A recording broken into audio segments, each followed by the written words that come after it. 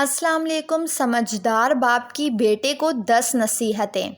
Cigarette से दूर रहना, अपनी बीवी का इंतखाब सोच समझ कर करना, क्योंकि तुम्हारी खुशी 99% इसी पर डिपेंड करती है।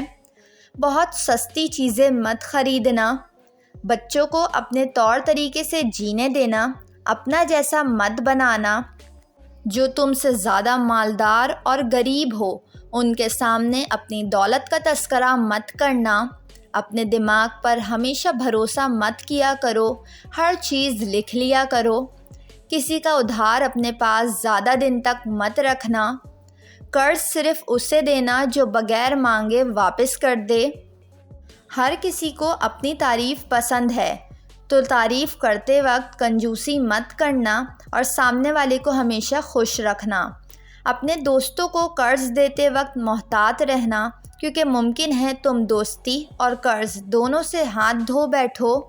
वीडियो को लाइक और चैनल को ज़रूर सब्सक्राइब कर लें।